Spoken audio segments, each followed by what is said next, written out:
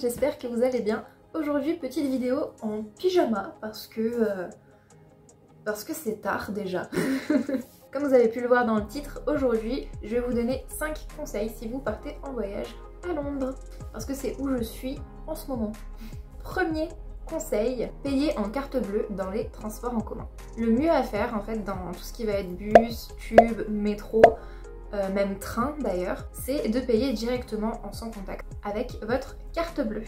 Vous avez plusieurs possibilités qui s'offrent à vous. Prendre une Oyster touristique, mettre du crédit dessus, mais attention, là vous allez payer la carte et le crédit que vous mettez dessus, bah, c'est dommage d'en mettre plus ou pas assez, vous devriez la recharger et tout à chaque fois que vous avez plus de crédit.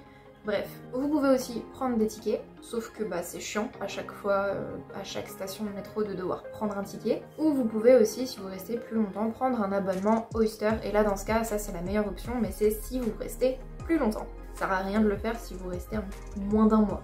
Donc la meilleure option c'est de payer en carte bleue, sans contact, directement quand vous entrez dans le bus ou à la porte du métro, à la porte des trains. Si vous atterrissez à l'aéroport de Gatwick ou si vous atterrissez à l'aéroport de Heathrow, vous pouvez tout à fait payer sans contact quand vous allez entrer dans le Gatwick Express par exemple. Si vous prenez le Elizabeth Line depuis Heathrow par exemple, vous pouvez aussi payer en sans contact. Et je crois que ça accepte même le paiement par téléphone. Deuxième conseil, ne prenez jamais le bus touristique. Vous savez là, le bus tour avec le deuxième étage ouvert et tout, vous avez la tête en plein air, tout ça. Ne le prenez jamais, c'est super cher. Alors qu'il y a des bus tarifs classiques, tarifs normal, qui font le même trajet. Bon, vous n'allez juste pas avoir la tête en plein air, mais je veux dire, vous pouvez quand même vous mettre au deuxième étage et vous verrez tout aussi bien les monuments.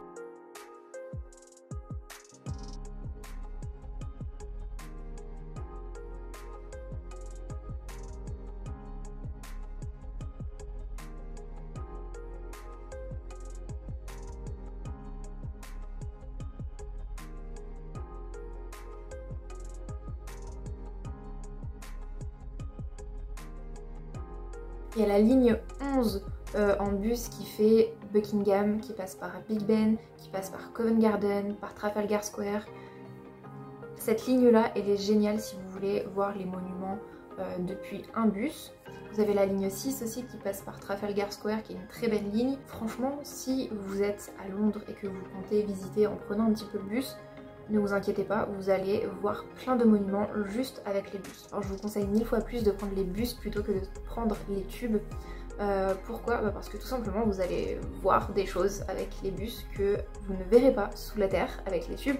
En revanche, si vous êtes là pour un week-end de 3 jours, privilégiez quand même les tubes parce que les tubes vont aller beaucoup plus vite que les bus. Les bus, il y a tout le temps des bouchons, surtout si vous passez par Trafalgar Square, il y a souvent des travaux, souvent des bouchons, c'est un bordel monstre. Franchement, vous pouvez mettre 30 minutes à sortir de Trafalgar Square, vraiment, je rigole pas. Troisième conseil, on va rester encore un petit peu sur les transports, mais plus précisément sur les trains. Si vous atterrissez par exemple au Gatwick Aéroport ou à l'aéroport de Heathrow, vous allez avoir des trains express, le Gatwick Express, le Heathrow Express, qui vont vous amener dans le centre de Londres. Alors que vous avez des métros directement depuis l'aéroport qui vous amènent dans le centre de Londres. Et là, le trajet vous coûtera entre 9 et 15 livres à peu près. Donc c'est beaucoup moins cher. Petit exemple, si tu atterris au Gatwick Aéroport et que tu veux aller à la gare de Victoria, le Gatwick Express va te coûter 21 livres 80 pour 33 minutes de transport, alors qu'il existe des autres trains à 9,50 et qui vont mettre juste 10 minutes de plus que le Gatwick Express. Vous allez peut-être passer un petit peu plus de temps dans le transport, mais franchement, vu à quel point c'est cher quand même ici, il n'y a pas de petites économies. Quatrième conseil, faites très attention aux horaires de tout ce qui va être marché. Je parle notamment du Borough Market, du marché de Portobello. Ils ont des horaires super précis et par exemple si vous venez le week-end, privilégiez les marchés le matin plutôt que l'après-midi parce que l'après-midi ils ont quand même tendance à fermer assez tôt. À 17 h il n'y a plus de marché. Donc allez-y vraiment le matin. Et par exemple pour le marché de Portobello, privilégiez le samedi parce que c'est là que la plage horaire sera la plus grande pour le marché de Portobello. Aussi les magasins ici sont ouverts bien sûr le dimanche. En revanche, ils ferment beaucoup plus tôt que d'habitude. Par exemple, Harrods est ouvert le dimanche mais il ferme à 6h au lieu de 22 ou 23h je crois.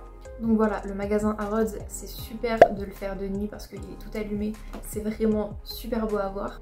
Mais par contre, évitez le dimanche du coup. 5e et dernier conseil, évitez de faire du change en espèces et privilégiez la carte bleue.